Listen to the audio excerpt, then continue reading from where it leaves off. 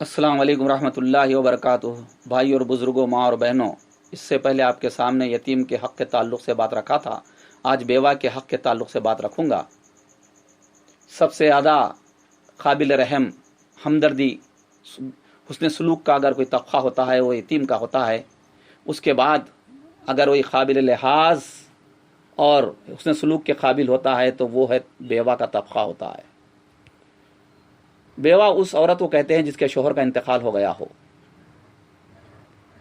बेवा के ताल्लुक़ से इस्लाम बहुत से क़वानीन, यानी कि अल्लाह के रसूल सल्लल्लाहु अलैहि वसल्लम बेवा के ताल्लुक़ से, हमदर्दी और सलूक के ताल्लुक़ से बहुत से बातें बताईं। इससे क़ब्ल ज़रा तस्वुर में लाएँ हम उस तरफ लेके चलो, तारीख़ की तरफ, कि अल्लाह के रसूल सल्लल्लाहु अलैहि वसल्लम आने से क़ब्ल यहूदियों के पास और ईसाइयों के पास और उस ज़माने की दुनिया में, और एक मुल्क होता है भारत में, हिंदुओं के पास क्या तस्वुर था। इसका तस्वुर के ताल्लुक़ से मौलाना सुलेमान नदवी रहमतुल्लाह अलैह अपनी सीरत किताब सीरत नबी सल्लल्लाहु अलैहि वसल्लम जिल्द शिशुम में ये बयान फरमाते हैं। मुख्तसर सी बात रखूं, यहूदियों में बेवा औरत एक भाई के मरने के बाद दूसरे भाई की मिल्क हो जाती थी। वो जिस तरह चाहता था उसके साथ मामला कर सकता था। ये इनकी बदहाली, इनकी बुरी हालत। उसके बाद ईसाइयों के यहाँ ये कानून तो नहीं रहा, लेकिन कोई मुस्बित पहलू भी पेश ना कर सके वो लोग बेवाओं के ताल्लुक़ से। और भारत में आकर देखें, हिंदुओं में शोहर की वफ़ात के बाद बीवी की ज़िंदगी को ज़रूरत ही नहीं समझी जाती थी। उसके लिए मुनासिब ये था कि अपने शोहर की चिता पर लेटकर बेमौत मर जाए, जल जाए। अगर वो जिंदा रहे तो भी उस सूरत में दुनिया के तमाम आराइशों, लज्जतों से उसको अलग रखकर उम्र भर सोग मनाने के लिए कहा जाता था। और अरबों की हालत ये थी कि बेवा शोहर के वारिसों की मिल्कियत बन जाती थी और जो चाहते उसके साथ कर सकते थे, उसके तकलीफ़ें देते थे, यहाँ तक कि महर भी खा लेते थे और उसको अपनी मर्जी के बगैर कहीं शादी करने नहीं देते थे। उसको अपनी मर्जी से शादी करने भी नहीं देते थे। ये था हाल अल्लाह के रसूल सल्लल्लाहु अलैहि वसल्लम का आमद से पहले। लेकिन अल्लाह के रसूल सल्लल्लाहु अलैहि वसल्लम आने के बाद बेवाओं को बहुत ही हुस्न सलूक के साथ, बहुत ही हमदर्दी, बहुत ही ऊंचा मुकाम दिया गया है। बेवा औरत के गम को कहा गया है कि उसकी इद्दत के दिन, गम मनाने के सिर्फ 4 महीने 10 दिन है। उसके बाद उसको हक मिलता है शरी नुक्ते नज़र से जहाँ चाहे वो निकाह कर सकती है और बनाव सिंगार कर सकती है और दुनिया की चीज़ों से फ़ायदा उठा सकती है। और अल्लाह ताला भी बेवा को निकाह सानी की ज़ात देकर औरत के ऊपर एक बहुत बड़ा रहमत का मामला किया है। मगर आजकल हमारे माहौल में बेवा की निकाह के लिए मायूब समझते हैं, जबकि हम सब मुसलमान हैं। अरे मायूब तो मायूब, इसको गलत रस्मों में भी गलत रस्म में तकलीफ देते हैं। दुल्हन को बनाने के लिए, यानी दुल्हन को हल्दी लगाने का जो रस्म होती है, वहां पर सुहागन को भेजा जाता है। कहते हैं कि बेवा को न भेजो, नहुसत होती है। अब देखिए, गैर इस्लामी रस्म, उसमें भी बेवा का दिल दुखाना, अल्लाह माफ करे। आज हमारे खवातीन, मुस्लिम खवातीन ऐसे रस्मों को जिंदा रखकर उनको तकलीफ पहुंचाते हैं। कल क़यामत दिन क्या जवाब देने वाले हैं, आप और मैं सोचना चाहिए। बेवाओं के ताल्लुक से, मदद करने के ताल्लुक से मैं आपको हज़रत उमर रज़ियल्लाहु अन्हु वाक़या आपके सामने रखूं। बुखारी का वाक़या है। अल्लाह के रसूल सल्लल्लाहु अलैहि वसल्लम के सहाबी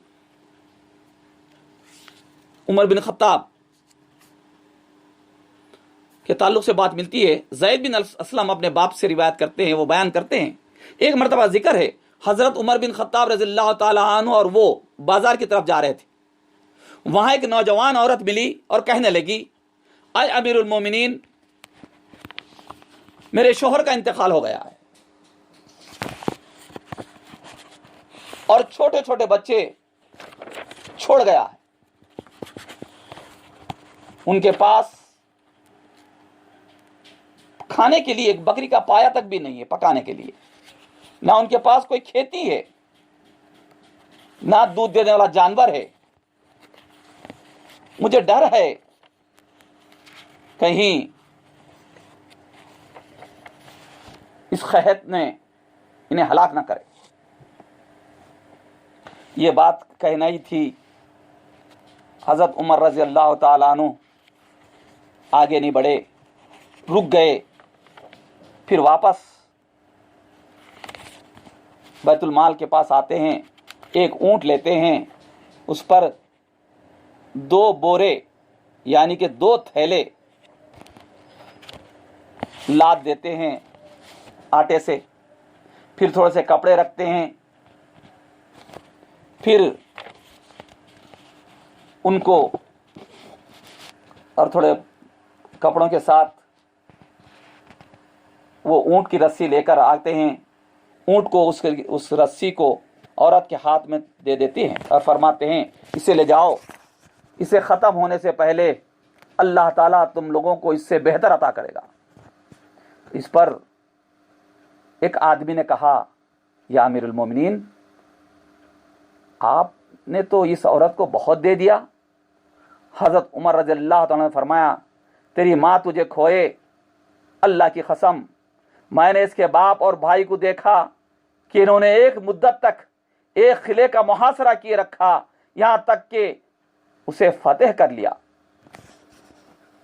یہ حضرت عمر رضی اللہ تعالیٰ عنہ بیوہ کو مدد کرنے کے لیے ایسا ماڈل چھوڑے. اور ایک بات ملتی ہے, بخاری میں ہی ہے, حضرت عمر رضی اللہ تعالیٰ عنہ فرماتے ہیں اگر اللہ نے مجھے سلامت رکھا, اس کو عمر بن میمون رضی اللہ عنہ روایت کرتے ہیں, اللہ نے مجھے سلامت رکھا تو میں عراق کی بیوہ عورتوں کو اتنا خوشحال کر دوں گا کہ میرے بعد وہ کبھی بھی کسی کی محتاج نہ ہو. عمر بن میمون کہتے ہیں اس واقعے کے 4تھے ہی دن حضرت عمر رضی اللہ تعالیٰ نے شہید کر دیے گئے. بخاری. یعنی کہ آپ کی خواہش تھی بیواؤں کے تک خود کفیل کر دوں, اتنا دوں کہ کبھی اس کو ضرورت نہ پہلائے ان کو ہاتھ پھیلانے کی. اسی طریقے سے ایک سیرت پہ بات ملتی ہے کہ اللہ کے رسول صلی اللہ علیہ وسلم بیواؤں کا خیال کس طریقے سے کیے تھے, ہمارے لیے کہ ماڈل ہے. سیرت کا واقعہ علماء کرام فرماتے ہیں ایک بچہ ہے, یعنی کہ لگ بھگ ابھی ان لڑکپن کی عمر سے ذرا آگے بڑھ رہا ہے. وہ بچہ اپنے کپڑوں کو اپنی ماں کے کپڑوں کو دیکھتا ہے, پھٹے پرانے کپڑے ہیں, جسم جھلک رہا ہے, تو ماں سے کہتا ہے اماں میں چاچا کے پاس جاؤں گا, جا کے آپ کے لیے کپڑے لے کے آؤں گا. تو ماں کہتی ہے بیٹا چاچا کے پاس مت جا, وہ برا بھلا کہتا ہے, کچھ نہیں دے گا. نہیں میں جاؤں گا. وہ کہہ کر چاچا کے پاس جاتا ہے, جا کے چاچا سے کہتا ہے تو چاچا بغیر دیے لوٹا دیتا ہے. تو بچہ روتے ہوئے چلتا ہے تو کوئی ایک شخص ملتا ہے راستے میں, کہتا ہے کیا بات ہے بھائی, کیوں رو رہے ہو؟ تو کہتا ہے میری ماں کے کپڑے پھٹے ہوئے ہیں, کپڑے نہیں ہیں. میں چاچا کے پاس گیا تو چاچا دھتکار دیا. تو شخص کہتا ہے دیکھ ایک کام کر میاں, بیٹا ایک کام کرو, تم حرم میں ایک شخص بیٹھا ہوا رہتا, اس کے پاس جاؤ, وہ تمہاری مدد ضرور کرتا, اس کا دین الگ دین ہے اس سے. تو یہ سنتے ہی ٹھیک ہے, تو جا کے اپنے ماں سے کہتا ہے امی جان چاچا مجھے لوٹا دیے, نہیں دیے, مگر ایک شخص حرم میں رہتا ہے, میں اس کے پاس جا کے لے آتا ہوں, شاید آپ کا انتظام کرے کپڑوں کا. تو کہتا ہے بیٹا نہ کو جا, اس کا دین الگ دین ہے. تو ماں سے کہتا ہے بیٹا امی جان تم فکر مت کرو, میں بتوں کے دین پر قائم رہوں گا, تم ٹینشن مت لو. وہ کہتے ہوئے حرم میں جاتا ہے, دیکھتا کہ اللہ کے رسول صلی اللہ علیہ وسلم بیٹھے ہوئے ہیں. جا کے کہتا ہے دیکھو میں تمہارا دین کو نہیں قبول کروں گا, میری ماں کو کپڑے نہیں ہیں, میرے ماں کو کپڑے دو. تو اللہ کے رسول صلی اللہ علیہ وسلم صدقے جائیں, دین کے تعلق سے پہلے ہی اعتراض, مگر ہمدردی کا سمندر دن کے اندر امٹ کے آیا. آپ مسکراتے ہوئے آپ کے جسم پر جو چادر تھی, چادر رحمت, آپ اس بچے کے حوالے کر دیتے ہیں. بیوہ کا خیال کتنا رکھتے تھے اللہ کے رسول. غیر کی بیوہ ابھی ایمان نہیں لائے تھے, ابھی سامنے وہ بچہ کہتا ہے ہم تیرا دین نہیں ماننے والے ہیں.